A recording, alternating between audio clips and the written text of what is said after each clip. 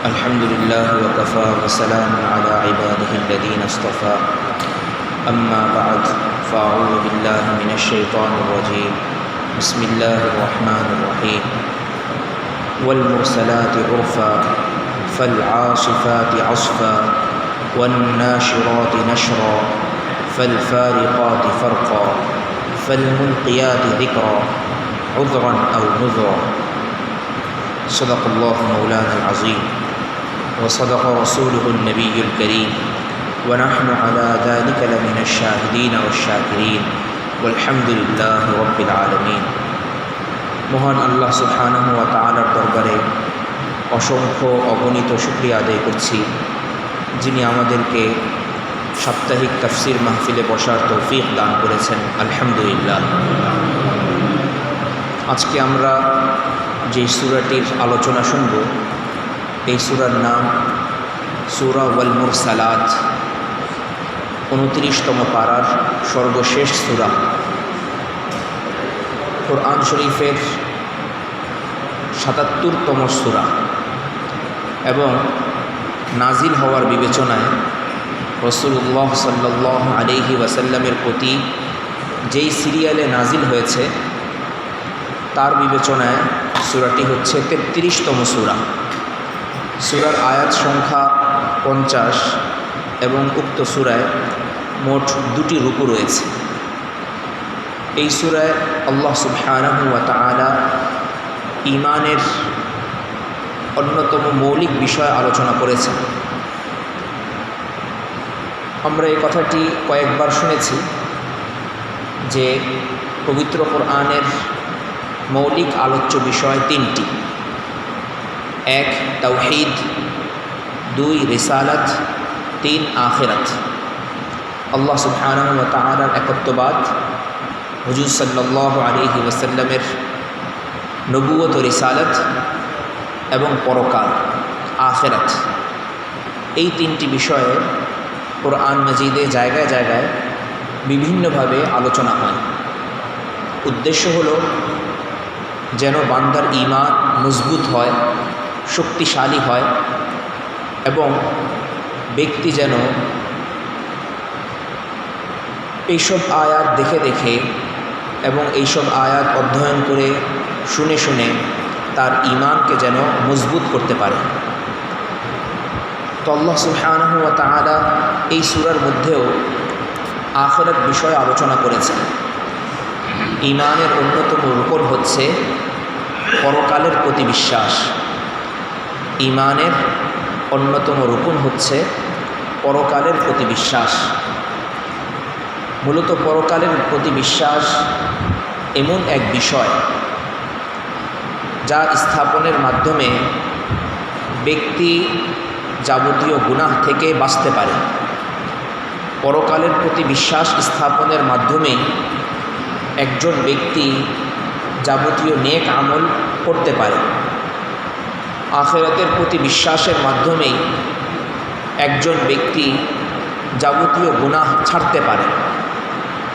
মানুষের সামনে যদি পরকাল না থাকে, আখিরাত যদি না থাকে, তাহলে তাকে দুনিয়ার যত ভয় দেখানো হোক না কেন, সে সবসময়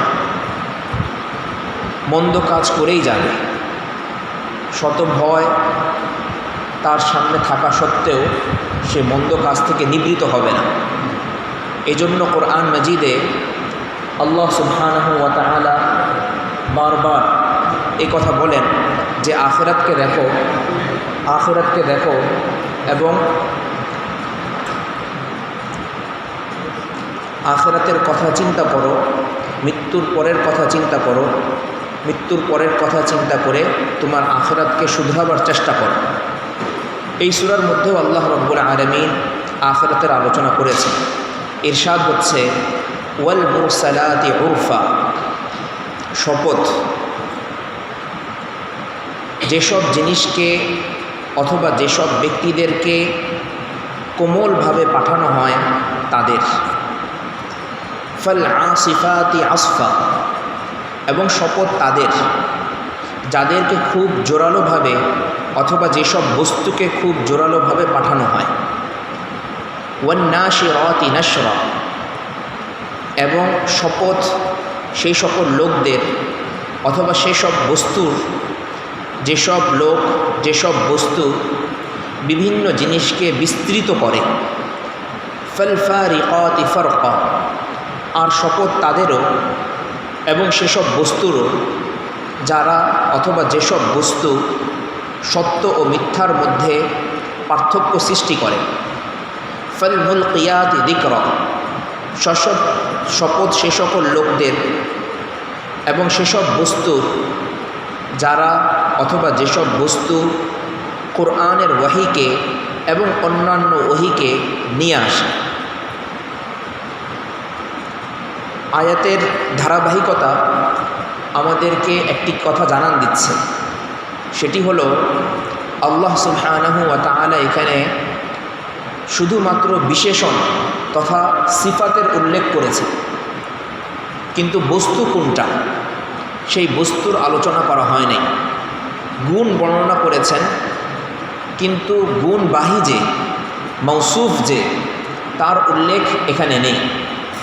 এজন্য মুফাসসিরিনে কেরামের একাধিক উক্তি পাওয়া যায় যে ওয়াল মুরসালাতির গুণবাহী ব্যক্তি কে। ওয়াল মুরসালাত এটা যে একটা সিফাত, এটা যে একটা গুণ, এই গুণের ধারক কে, এই গুণটা কার, এই বিষয়ে একাধিক বক্তব্য পাওয়া যায়। একদল উলামায়ে কেরাম মনে করেন ওয়াল মুরসালাতি উরফা, এখানে একটি উজ্জ শব্দ আছে, সেই উজ্জ শব্দটি হচ্ছে, অনুল্লেখিত শব্দটি হচ্ছে আল মালাইকা, ফেরেশতাকুল। তখন অর্থ হবে সে সকল ফেরেশতাদের শপথ যাদেরকে খুব কোমলভাবে এই পৃথিবীতে পাঠানো হয়। তারা মুসলমানদেরকে অভিবাদন জানান, তারা ঈমানদারদেরকে সম্বর্ধনা জানান, তারা নেককার লোকদেরকে সাহায্য করেন, মৃত্যুর সময়ও তাদেরকে শান্তির বার্তা পৌঁছে দেন, এবং আম্বিয়া আলাইহিমুসসালাতু ওয়াসসালামের কাছে খুব শীতলভাবে তারা আগমন করেন, তাদেরকে সেভাবে পাঠানো হয়। ফাল আসিফাতি আসফা, এবং শপথ সে সকল ফেরেশতাদের যারা কখনো কখনো খুব কঠিন রূপ ধারণ করেন, ঝঞ্ঝা বায়ুর রূপ যেরকম ঠিক তেমনি রূপ ধারণ করেন। যেমন বদর যুদ্ধের দিন আল্লাহ সুবহানাহু ওয়া তাআলা প্রথমে 1000, এরপরে 3000, এরপরে 5000 ফেরেশতা পাঠিয়েছিলেন মুশরিকদেরকে শায়েস্তা করার জন্য, এবং অন্যান্য সময়েও আল্লাহ রাব্বুল আলামিন বিভিন্ন জাতিকে শায়েস্তা করার জন্য ফেরেশতাদেরকে খুব কঠিন রূপ দিয়ে পাঠান। এখানে তাদের কথা বলা হয়েছে ফাল আসিফাতি আসফা, এবং শপথ সে সকল ফেরেশতাদের যারা খুব কঠিন রূপ নিয়ে এই পৃথিবীতে আগমন করেন। ওয়ান নাশিরাতি নাশরা, এবং শপথ সে সকল ফেরেশতাদের যারা বিভিন্ন জিনিসকে বিস্তৃত করে দেন, যেখানে যেই জিনিসের বিস্তার ঘটানো দরকার সেই জিনিসের বিস্তার তারা ঘটান আল্লাহ সুবহানাহু ওয়া তাআলার নির্দেশ ক্রমে। আসমানে যদি মেঘ টেনে নেওয়ার দরকার হয়, আল্লাহ রাব্বুল আলামিনের নির্দেশ ক্রমে তারা মেঘকে টেনে নিয়ে যান। আসমান থেকে যদি বৃষ্টি বর্ষণ করার দরকার হয়, আল্লাহ তাআলার আদেশ আসে, তাহলে তারা আল্লাহ সুবহানাহু ওয়া তাআলার আদেশ অনুযায়ী সেই বৃষ্টিকে আসমান থেকে তারা বর্ষণ করেন। তো এইভাবে যেটাকে যেই স্থানে বিস্তৃত করা দরকার, যেই স্থানে জমা করা দরকার, যেই স্থানে নিয়ে যাওয়া দরকার, সেই কাজটি তারা করেন, তাদের শপথ। ফাল ফারিকাতি ফারকা, এরপর সত্য ও মিথ্যার মধ্যে তারা পার্থক্য নিরূপণ করেন। সত্য ও মিথ্যার মধ্যে তারা পার্থক্য নিরূপণ করেন, সত্যের পক্ষে তারা থাকেন এবং মিথ্যার বিপক্ষে তারা অবস্থান গ্রহণ করেন।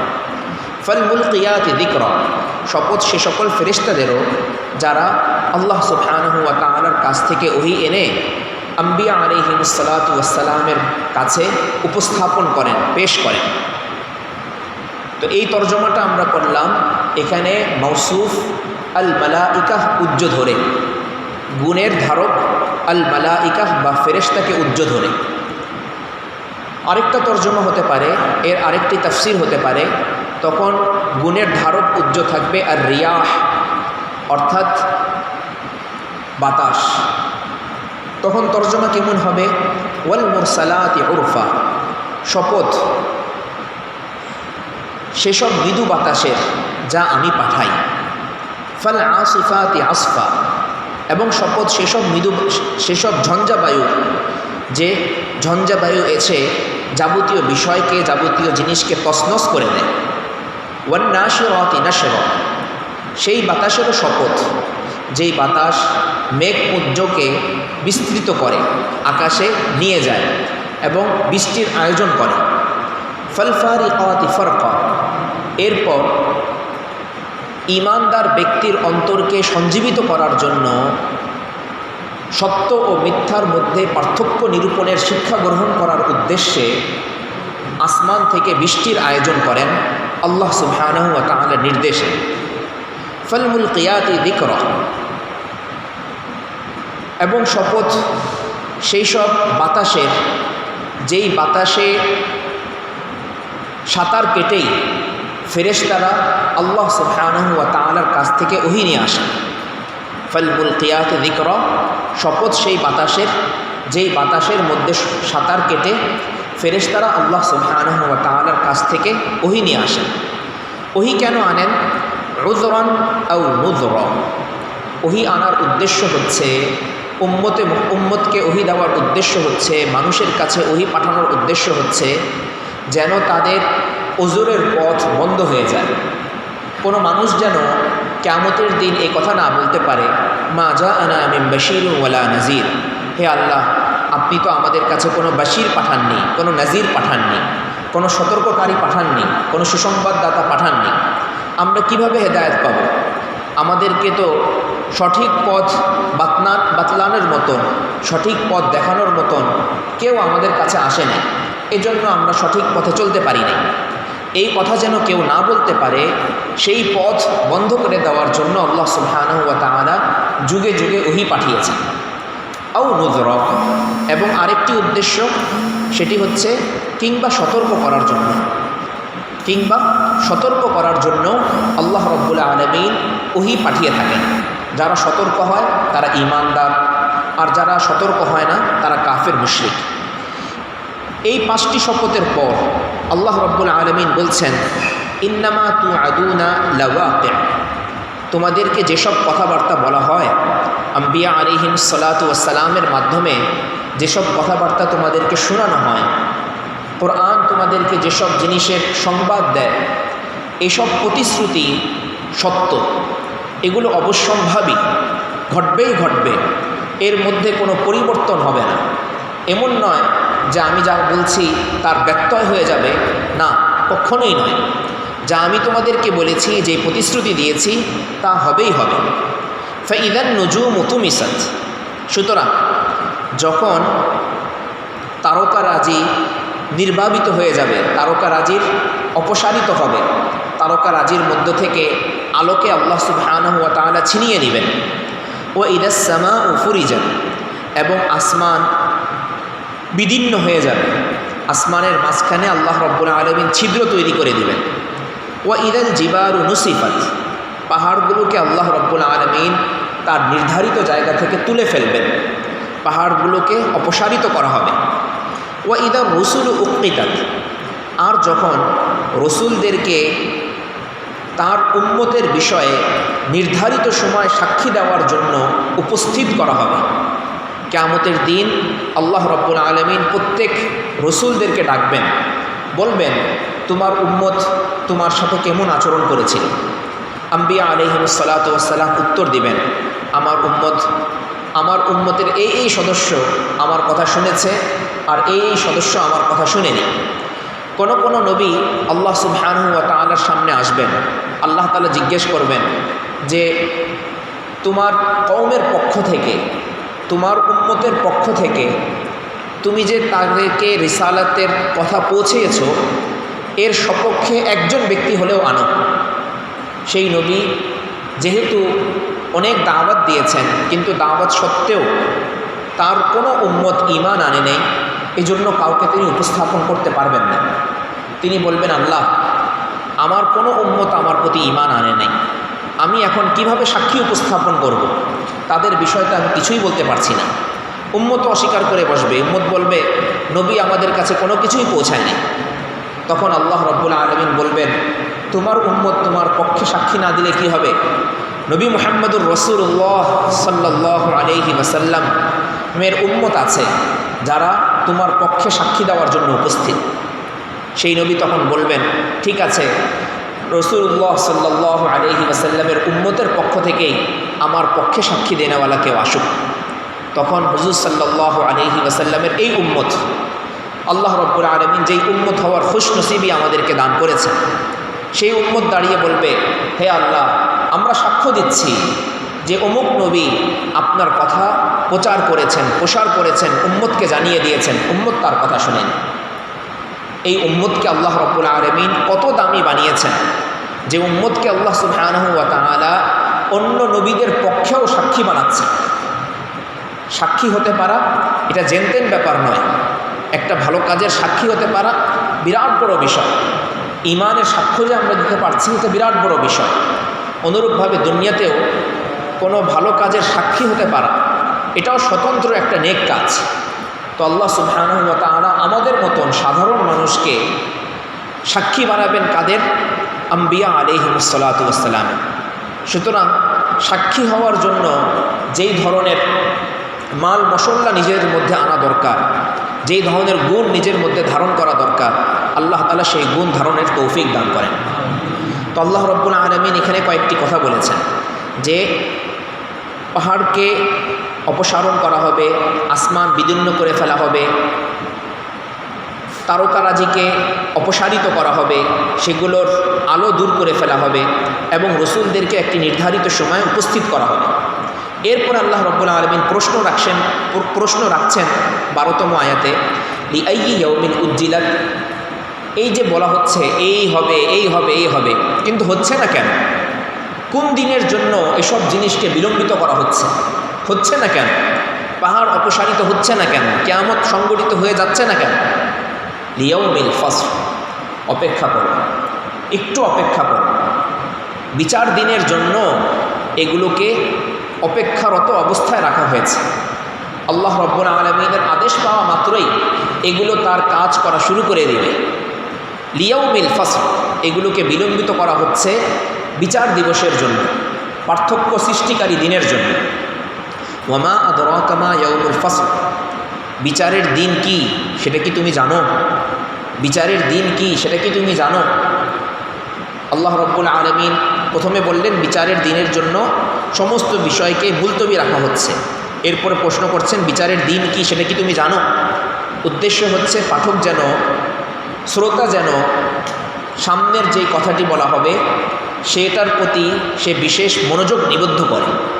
আল্লাহ রাব্বুল আলামিন মনোযোগ আকর্ষণ করার পর এর উত্তর একটু অন্যভাবে দিয়েছে।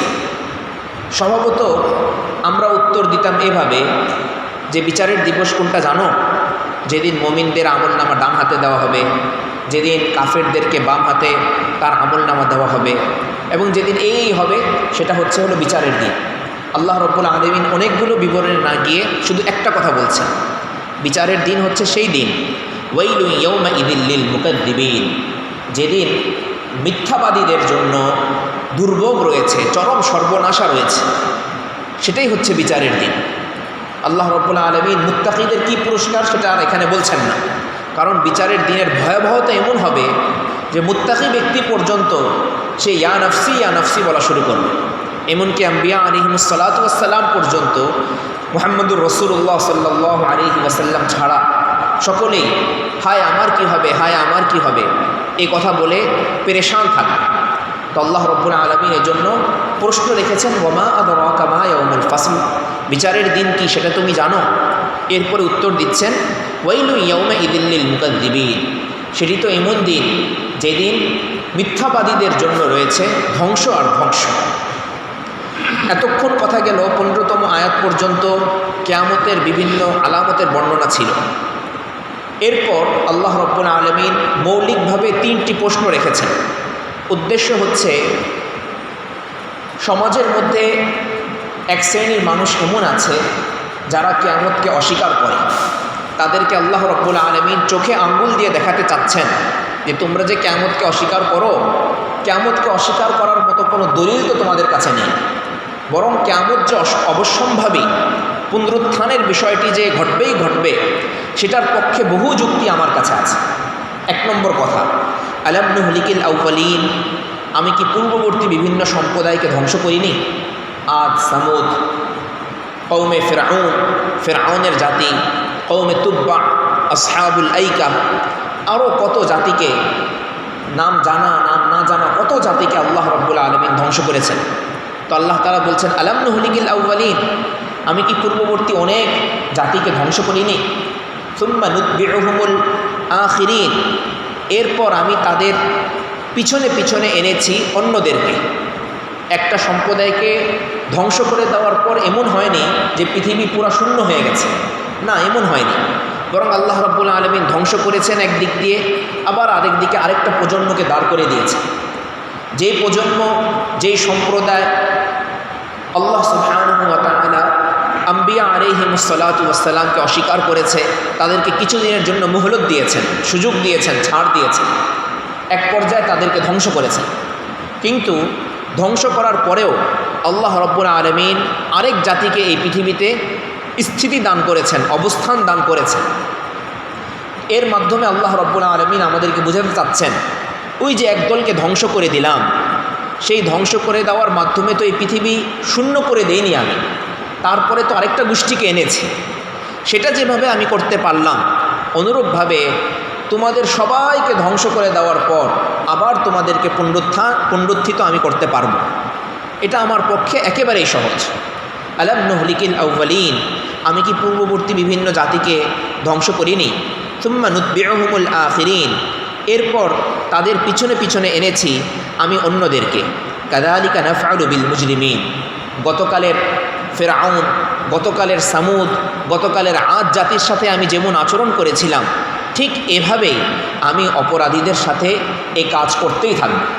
তাদেরকে আমি কিছুক্ষণের জন্য মুহলত দিব, সুযোগ দিব, ছাড় দিব। এরপর যখন তাদেরকে ধরব, তখন সেই ধরাটা হবে অত্যন্ত কঠিন ধরা। ইন্না আখযাহু আলীমুন শাদীদ, তার ধরা খুবই কঠিন ধরা। পৃথিবীতে এই ছাড়ের হালাত দেখে অনেক মানুষ মনে করে যে এরাই তো জয়ী, এরাই তো জিতে গেছে, কিন্তু না, বিষয়টি এমন নয়। কাযালিকা নাফআলু বিল মুজরিমিন, অপরাধীদের পরিণতি কখনো ভালো হয় না, অপরাধীদের পরিণতি কখনো ভালো হয় না। সে আল্লাহ রাব্বুল আলামিনের বিরুদ্ধে বিষোদ্গার করুক, কিংবা নবী করিম সাল্লাল্লাহু আলাইহি ওয়াসাল্লামের বিরুদ্ধে বিষোদ্গার করুক, এর পরিণতি, এর ফলাফল তাকে ভোগ করতেই হবে। আজ না হয় কাল তাকে ভোগ করতেই হবে। কাযালিকা নাফআলু বিল মুজরিমিন ওয়াইলুন ইয়াউমাইযিল লিল মুকাযযিবিন, সেদিন যারা মিথ্যা প্রতিপন্ন করেছে এই পৃথিবীতে, তাদের জন্য রয়েছে চরম ধ্বংস। সূরার মধ্যে ওয়াইলুন ইয়াউমাইযিল লিল মুকাযযিবিন কথাটি মোট 10 বার এসেছে। 10 বার এসেছে, উদ্দেশ্য হচ্ছে কিয়ামতের ভয়াবহতা অন্তরের মধ্যে ধারণ করা, কিয়ামতের ভয়াবহতা অন্তরের মধ্যে সৃষ্টি করে দেওয়া। শুধু ভয়াবহতা সৃষ্টি করে দেওয়া আল্লাহ রাব্বুল আলামিন এতটুকুই উদ্দেশ্য নয়, বরং সেই ভয়াবহতা সৃষ্টি হওয়ার পর, জন্ম হওয়ার পর মানুষ যেন সেই ভয়াবহতা থেকে বাঁচার চেষ্টা করে, সেদিকে ইঙ্গিত করার জন্য আল্লাহ রাব্বুল আলামিন বারবার ওয়াইলুন ইয়াউমাইযিল লিল মুকাযযিবিন বলছেন। যেমন সূরা রহমানে 31 বার আল্লাহ তাআলা প্রশ্ন রেখেছেন, ফাবিআইয়ি আলাই রাব্বিকুমা তুকাযযিবান, সুতরাং তোমরা তোমাদের রবের কোন কোন নিয়ামতকে অস্বীকার করবে। অনুরূপভাবে আল্লাহ রাব্বুল আলামিন বিভিন্ন জায়গায় একই আয়াতকে বারবার আনেন, উদ্দেশ্য হচ্ছে অন্তরের মধ্যে যেন সেই বিষয়টা রেখাপাত করে, অন্তরের মধ্যে সেই জিনিসটা যেন বসে যায়। দ্বিতীয় প্রশ্ন, যে এই পৃথিবীতে তোমাদের আগমন যেভাবে হয়েছে, এরপরে তোমাদেরকে আল্লাহ রাব্বুল আলামিন মৃত্যু দেওয়ার পর আবার যে পুনরুত্থিত করতে পারেন, এই বিষয়ে দ্বিতীয় দলিল, এবং সেই দলিলটা উপস্থাপন করা হচ্ছে প্রশ্ন আকারে। 20তম আয়াতে আল্লাহ সুবহানাহু ওয়া তাআলা বলছেন, আলাম নাখলুকুকুম মিন মাইন মাহিন, আমি কি তোমাদেরকে তুচ্ছ পানি থেকে সৃষ্টি করি নাই? আমি কি তোমাদেরকে তুচ্ছ পানি থেকে সৃষ্টি করি নাই? তুমি তোমার প্রথম অবস্থা চিন্তা করো, প্রথম অবস্থা যদি চিন্তা করো, তাহলেই তো বুঝতে পারবে যে পুনরুত্থানের বিষয়টি কতই সহজ আল্লাহ সুবহানাহু ওয়া তাআলার জন্য। আলাম নাখলুকুকুম মিন মাইন মাহিন ফাজআলনাহু ফি করারিম মাকিন, এরপর সেই তুচ্ছ পানিকে আমি রেখে দিলাম একটি স্থিতির অবস্থান ক্ষেত্রে মায়ের উদরে সেটাকে আমি রেখে দিলাম ইলা কদারিম মালুম, একটি নির্ধারিত সময় পর্যন্ত 9 মাস, প্রায় 9 মাস পর্যন্ত আল্লাহ রব্বুল আলামিন সেই পানিকে এক বিশেষ অবস্থায় রেখে দেন।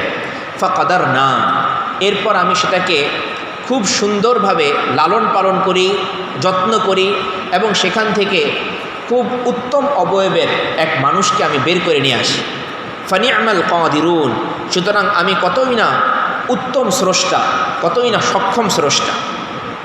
ওয়াইলু ইয়াউমা ইযিল লিল মুকাদ্দিবিন, ধ্বংস তাদের জন্য যারা এসব দেখো শিক্ষা গ্রহণ করে না, যারা পরকালকে অস্বীকার করে। তৃতীয় প্রশ্ন আল্লাহ সুবহানাহু ওয়া তাআলার পরকালের বিষয়ে, পরকালের প্রতি যেন আমরা ঈমান আনি, ঈমানকে যেন মজবুত করি, এই উদ্দেশ্যে তৃতীয় প্রশ্ন আল্লাহ তাআলা বলছেন আলাম নাজআলিল আরদা কিফাতা, আমি কি এই পৃথিবীকে ধারণকারী বানাইনি? আহিয়া ওয়া আমওয়াতা, যা ধারণ করে আছে জীবিতদেরকেও মৃতদেরকেও। এই পৃথিবী ধারণ করে আছে জীবিতদেরকেও মৃতদেরকেও। আমরা যারা জীবিত, আল্লাহ রাব্বুল আলামিন আমাদের যাদেরকে এখনও হায়াতের নিয়ামত দান করেছেন, আমরা এই পৃথিবীতে অবস্থান করছি, পৃথিবীতেই অবস্থান করছি, পৃথিবীর উপরেই আমরা টিকে আছি। অনুরূপভাবে যারা মৃত্যুবরণ করেছেন তারা পৃথিবীর মাটির নিচে অবস্থান করছেন, আমরা মাটির উপরে, তারা মাটির নিচে, এতটুকুই পার্থক্য। কিন্তু এই পৃথিবীতেই আমাদের অবস্থান। হ্যাঁ, রূহ কোথায় চলে গেছে সেটা ভিন্ন কথা, সেই প্রসঙ্গটি আমরা বারবার আলোচনা শুনেছি। কিন্তু জীবিত এবং মৃতদের অবস্থান এই পৃথিবীতেই। ওয়াজআলনা ফিহা রাওয়াসিয়া শামিখাতিন, এবং আমি এই পৃথিবীতে উঁচু উঁচু লম্বা লম্বা পেরেক সদৃশ অনেকগুলো পাহাড় রেখে দিয়েছি। আর তোমাদেরকে আমি পান করিয়েছি মা আন ফুরাতা, সুমিষ্ট পানীয়। পেরেক সদৃশ অনেক পাহাড় রেখে দিয়েছি। পাহাড়ের, যদি পাহাড়গুলো না থাকতো তাহলে এই জমিনগুলো, কোরআন শরীফের বিভিন্ন আয়াত থেকে বোঝা যায়, এই জমিনগুলো নাচতে থাকতো, দুলতে থাকতো। জমিনের উপরে অবস্থান করা মানুষের পক্ষে সম্ভব হতো না। তো আল্লাহ সুবহানাহু ওয়া তাআলা বলছেন এই পাহাড়গুলোকে আমি পেরেক স্বরূপ এখানে রেখে দিয়েছি, যাতে করে পৃথিবী উঁচা নিচা না হয়, পৃথিবী যেন নাচানাচি না করে, হেলে দুলে যেন না যায়। ওয়া আসকাইনাকুম মাআন ফুরাতা, পাহাড় তো তোমরা দেখবেই, পাহাড় দেখার সাথে সাথে পাহাড়ের মধ্যেও আমি তোমাদের জন্য অনেক সুমিষ্ট পানির ব্যবস্থা করেছি, সেটার দিকেও তুমি নজর করো, সেটার দিকেও তুমি দৃষ্টিপাত করো। ওয়াইলু ইয়াউমা ইযিল লিল মুকাদ্দিবিন, এসব দেখে তুমি শিক্ষা গ্রহণ করো যে আল্লাহ রাব্বুল আলামিন পাহাড়ের বুক চিরে, যে আল্লাহ রাব্বুল আলামিন পাহাড়ের বুক চিরে পানির আয়োজন করতে পারেন, সে আল্লাহ রাব্বুল আলামিন অবশ্যই অবশ্যই তোমাদেরকে আবার পুনরুত্থিত করতে পারবেন। এটা, এই বিষয়ে আল্লাহ তাআলা পরিপূর্ণরূপে সক্ষম।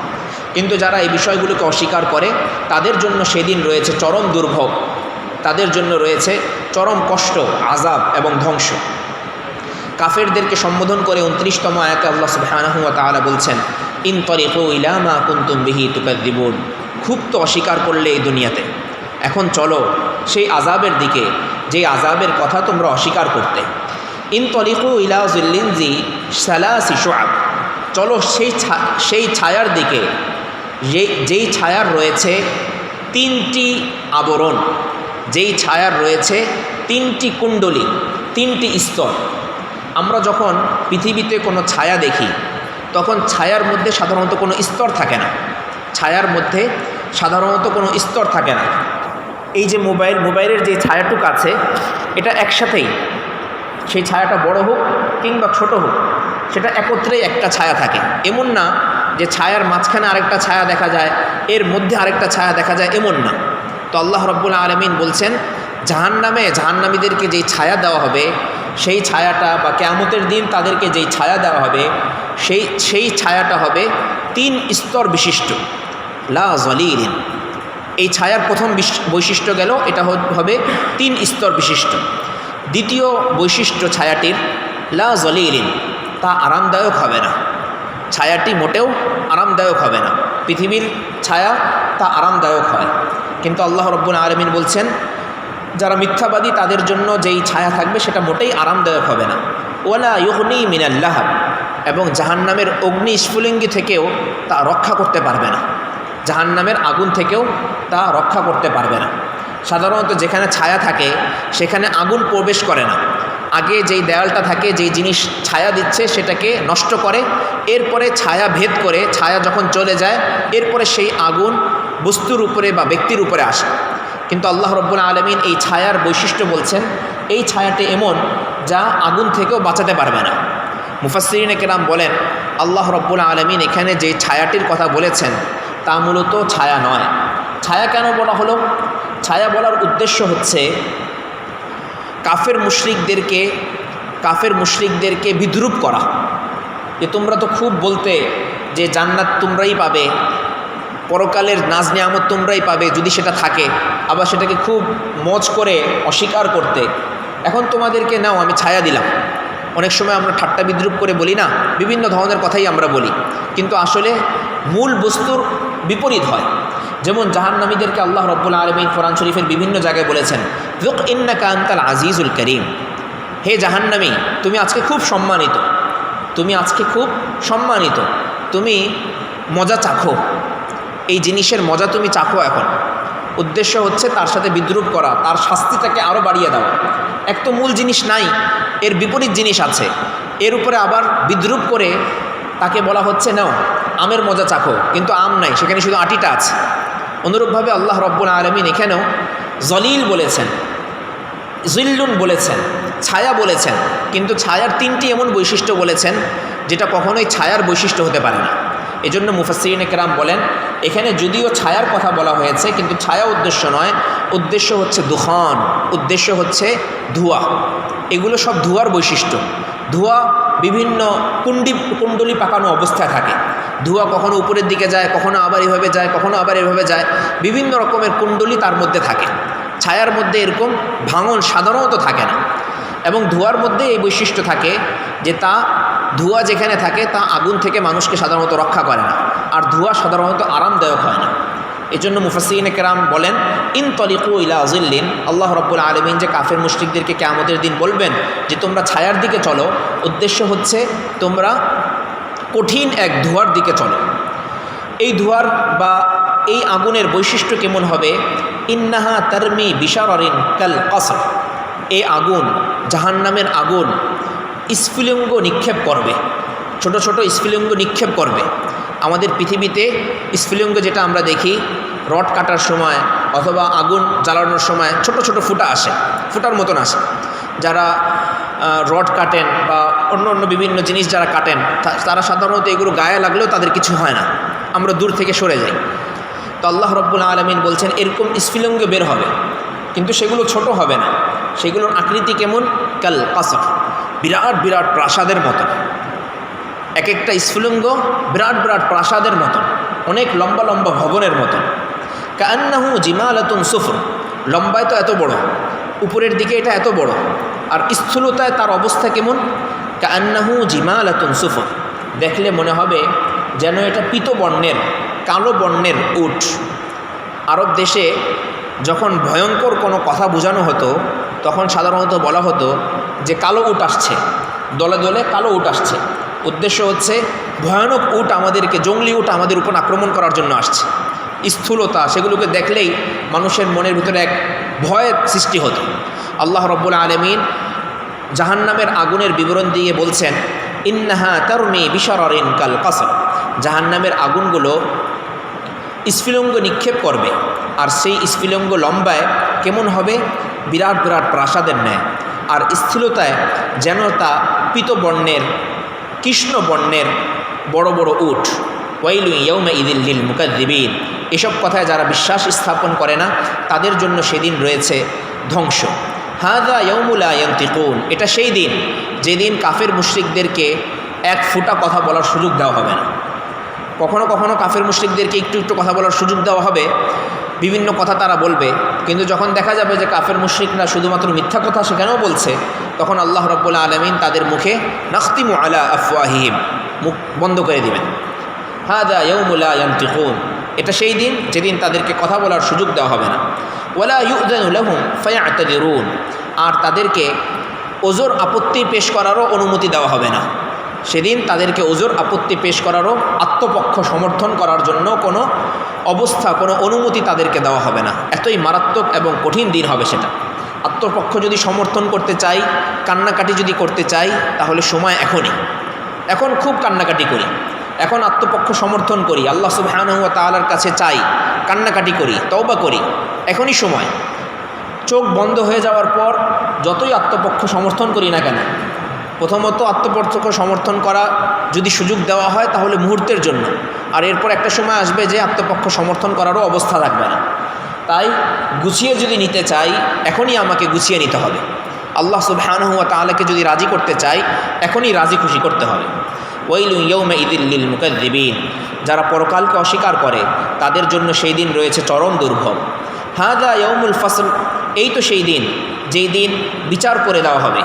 জামআনাকুম ওয়াল আউয়ালিন, তোমাদেরকেও আমি একত্র করেছি এবং পূর্ববর্তীদেরকেও আমি সেই দিন একত্র করেছি। আল্লাহ রাব্বুল আলামিন এখানে অতীতকালীন শব্দ ব্যবহার করেছেন। অতীতকালীন শব্দ ব্যবহার করার উদ্দেশ্য হচ্ছে বিষয়টির বাস্তবতা চিত্র আকারে সামনের দিকে তুলে ধরা, যেন হে পাঠক, হে শ্রোতা, হে বক্তব্য প্রদানকারী, জামআনাকুম, তুমি এখনই কিয়ামতের ময়দানে উপস্থিত আছো এবং আল্লাহ সুবহানাহু ওয়া তাআলার কাছ থেকে শুনছো যে হে আল্লাহ তাআলা আমাকে উদ্দেশ্য করে বলছেন, জামআনাকুম, তোকে আমি টেনে নিয়ে এসেছি, তোকে আমি একত্র করে ফেলেছি, হাসরের ময়দানে তোকে আমি দাঁড় করে দিয়েছি। আল্লাহ রাব্বুল আলামিন বিষয়টি সামনে ফুটিয়ে তোলার জন্য, আমাদের চোখের সামনে ভাসিয়ে তোলার জন্য অতীতকালীন শব্দ ব্যবহার করেছেন। জামআনাকুম ওয়াল আউয়ালিন, এই তো তোমাদেরকে এবং পূর্ববর্তীদেরকে আমি জমা করে ফেলেছি। ফাইন কানা লাকুম কাইদুন ফাকিদুন, এখন তোমার যদি আমার শাস্তি থেকে বাঁচার কোনো কৌশল জানা থাকে তাহলে সেটা আমার কাছে পেশ করো, সেটা আমার পক্ষেও, আমার সাথেও সেটা অবলম্বন করো দেখি। দুনিয়াতে তো বিভিন্ন সময় বিভিন্ন যুক্তি দিতে, বিভিন্ন সময় বিভিন্ন রকমের কৌশল, অপকৌশল, চক্রান্ত এগুলো অবলম্বন করতে, এখন সেগুলো পেশ করো দেখি। সেগুলো এখন আর পেশ করতে পারবে না। ওয়াইলু ইয়াউমাইযিল লিল মুকাযযিবিন, সুতরাং ধ্বংস সেই দিন যারা অস্বীকার করে তাদের জন্য। এসব আলোচনা শোনার পর স্বভাবতই একজন ঈমানদার ব্যক্তির মনে ভীতি সৃষ্টি হওয়াটাই স্বাভাবিক। ঈমানদার ব্যক্তি যখন জাহান্নামের বিবরণ পড়ে, জাহান্নামের বিবরণ শুনে, তখন তার অন্তরাত্মা কেঁপে ওঠে। এজন্য আল্লাহ রাব্বুল আলামিন চান না মুমিন ব্যক্তির অন্তরাত্মা এত বেশি কম্পন অবস্থায় থাকুক, সেটা আল্লাহ রাব্বুল আলামিন চান না। তাই আল্লাহ তাআলা যেখানেই জাহান্নামের আলোচনা করেন, সাথে সাথেই মুমিন বান্দার মধ্যে আশা জাগানিয়ার উদ্দেশ্যে, আশা জাগরুক করার উদ্দেশ্যে জান্নাতের আলোচনাও করেন। সেটার ব্যতিক্রম এখানেও হয় নাই। 41 নম্বর আয়াতে ইরশাদ হচ্ছে, ইন্নাল মুত্তাকিনা ফি জিলালিন ওয়া উয়ুন, নিঃসন্দেহে মুত্তাকিরা থাকবে ফি জিলালিন, ছায়ার মধ্যে, ওয়া উয়ুন, এবং প্রস্রবণের মধ্যে, ওয়া ফাওয়াকিহা মিম্মা ইয়াশতাহুন, এবং যে ধরনের ফল তারা খেতে চাইবে সেই ধরনের ফলের মধ্যেই তাদের অবস্থান হবে। যা চাইবে সেটাই তারা পেতে থাকবে। আল্লাহ রাব্বুল আলামিন তাদেরকে উদ্দেশ্য করে বলবেন, কুলু ওয়াশরাবু হানিআন, মন খুলে খাও, মন খুলে পান করো, মন খুলে যা ইচ্ছা খুব খেতে থাকো, খুব পান করতে থাকো। বিমা কুনতুম তা'মালুন, এগুলো তো হচ্ছে সেসব কর্মের ফলাফল যা তোমরা পৃথিবীতে করেছিলে। পৃথিবীতে তোমরা যেসব নেক আমল করেছিলে সেটার বদৌলতে আমি তোমাদেরকে এই নাজ নিয়ামত দান করলাম। অথচ আমাদের আমলের হালাত কি? আল্লাহ তাআলা এখানে বলছেন, তুমি যেসব নেক আমল করেছো তার বদৌলতে আমি তোমাকে খাবার দাবারের এই তৌফিক দিলাম। আরেক জায়গায় ইরশাদ হয়েছে ওয়াতিলকাল জান্নাতুল্লাতী উরিসতুমুহা বিমা কুনতুম তা'মালুন, এই যে যেই জান্নাতের উত্তরাধিকারী তোমাদেরকে বানানো হলো, এটা তোমাদের আমলের কারণে। কিন্তু আমরা যদি আমাদের নিজেদের আমলের পর্যবেক্ষণ করি তাহলে দেখব আমাদের আমল দিয়ে জান্নাত ক্রয় করা সম্ভব না। আমাদের আমল দিয়ে জান্নাত মোটেও ক্রয় করা সম্ভব না। জান্নাতের 1 ইঞ্চি মাটিও ক্রয় করা সম্ভব না, এমন হালত আমাদের। আমাকে যদি আমার আমল হাতে দিয়ে বলা হয় আজকের এশার নামাজটাই, আমার আজকের এশার নামাজ, এশার 2 রাকাত সুন্নত এবং বিতের নামাজ, এটা আমাকে প্রত্যেক আমাকে একটা কাগজ কলম দিয়ে যদি বসিয়ে দেওয়া হয় এবং সেটার মধ্যে যদি চিত্র এঁকে দেওয়া হয় যে নামাজের মধ্যে আমার কি হালাত ছিল, আমার মনের কি অবস্থা ছিল, কি কাইফিয়াত ছিল, একটা কাগজ কলম দিয়ে আমাকে বসিয়ে রাখা হয়। এরপরে যদি আমাকেই বলা হয় যে এটা 100 নম্বরের নামাজ, এখানে তুমি নাম্বার বসাও, আমি কত নাম্বার বসাতে পারবো? এখানে আমি নিজে আমার নামাজের কত নম্বর বসাতে পারবো? তো সেই বিবেচনায় আল্লাহ রাব্বুল আলামিন যে বলছেন যে তোমার আমলের বদৌলতেই আমি তোমাকে জান্নাত দান করলাম, এটাও আল্লাহ সুবহানাহু ওয়া তাআলার রহমত, এটাও আল্লাহ সুবহানাহু ওয়া তাআলার করুণা, এটাও আল্লাহ রাব্বুল আলামিনের দান এবং ভিক্ষা। আল্লাহ রাব্বুল আলামিন যদি তার নিজ অনুগ্রহে জান্নাত আমাদেরকে না দান করেন, আমাদের আমলের মাধ্যমে কখনোই জান্নাতে যাওয়া সম্ভব নয়, কখনোই জান্নাতে যাওয়া সম্ভব নয়। তো আল্লাহ রাব্বুল আলামিন কোরআনের মধ্যে আমাদেরকে আশান্বিত করার উদ্দেশ্যে বারবার এই কথা বলছেন যে তোমাদের আমলের বদৌলতেই আমি তোমাদেরকে জান্নাত দিয়ে দিব। উদ্দেশ্য হচ্ছে আশা জাগ্রত করা, আমল থেকে যেন আমি পিছপা না হয়ে যাই, আমলের ময়দানেই যেন আমি লেগে থাকি, এই উদ্দেশ্যে আল্লাহ তাআলা এই কথাগুলো বলেন। ইন্না কাযালিকা নাজজিল মুহসিনিন, আর এভাবেই তো আমি নেককার ব্যক্তিদেরকে প্রতিদান দিয়ে থাকি। তবে ওয়াইলুন ইয়াউমাইযিল লিল মুকাজ্জিবিন, যারা অস্বীকার করে তাদের জন্য সেই দিন রয়েছে চরম দুর্ভোগ।